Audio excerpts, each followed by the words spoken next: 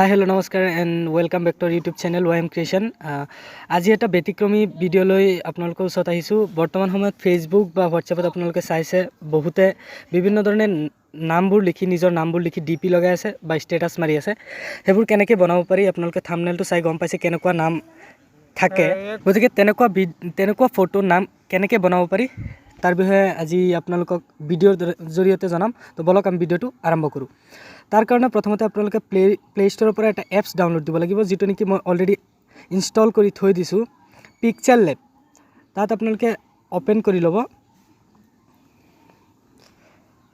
Open কৰাৰ পিছত মই য'ত যিকেইটা অপশ্যনত টিপি আছোঁ ইয়াৰ পৰা 4 নম্বৰ অপশ্যনত আপোনালোকে ক্লিক কৰিব, ফ্ৰম গেলাৰীত ক্লিক কৰিব।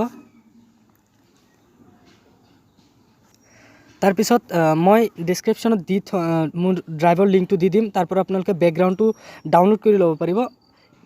মই ইয়াত বেকগ্ৰাউণ্ডটো চিলেক্ট কৰি আছোঁ। আপোনালোকে আপোনালোকৰ মতে বেকগ্ৰাউণ্ডটো চিলেক্ট কৰি ল'ব। এনেকৈ বেকগ্ৰাউণ্ডটো চিলেক্ট কৰি দিছোঁ আৰু ইয়াত মই মোৰ নামটো লিখি বা বেলেগ এটা নাম লিখি দেখাই আছোঁ। তাৰ কাৰণে প্ৰথমতে অসমীয়া লিখি আপোনালোকক দেখাই আছোঁ।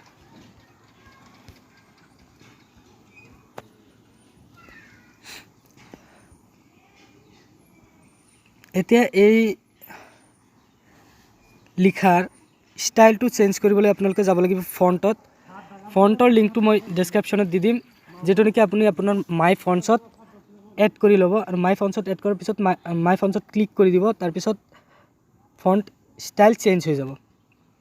আপোনালোকে দেখা পাইছে অসমীয়া লিখাটো আগত কেনেকুৱা আছিল, এতিয়া অলপ চেঞ্জ হৈ গৈছে। তাৰপিছত আপুনি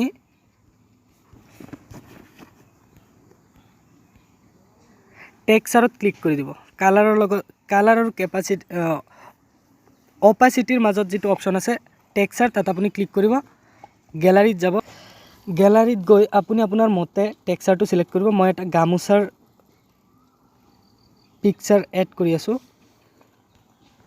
যিহেতু গামোচাৰ লিখাখিনি বৰ্তমান ট্ৰেণ্ডিং চলি আছে। এতিয়া আপুনি চাইজটো সৰু ডাঙৰ কৰিব পাৰে। তাৰপিছত আপুনি গুচি যাওক ৰিফ্লেকশ্যনত। ৰিফ্লেকশ্যনটো ইনেবল কৰি দিয়ক। ৰিফ্লেকশ্যনটো ইনেবল কৰাৰ পিছত অলপ তলত গুচি গৈছে, আপুনি চাইছে তাত আপুনি অলপ ওপৰত উঠাই দিব, যাতে লিখাটো অলপ ধুনীয়া দেখা যায়।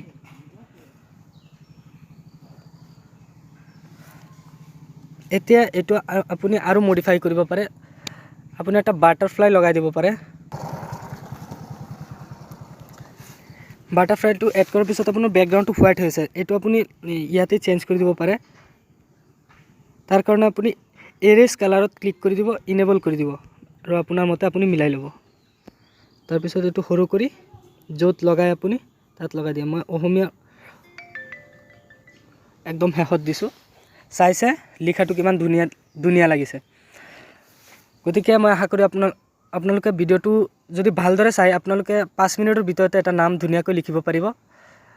তো যদি আমাৰ চেনেলটো আপুনি নতুন, তেতিয়াহ'লে চেনেলটো ছাবস্ক্ৰাইব কৰিব।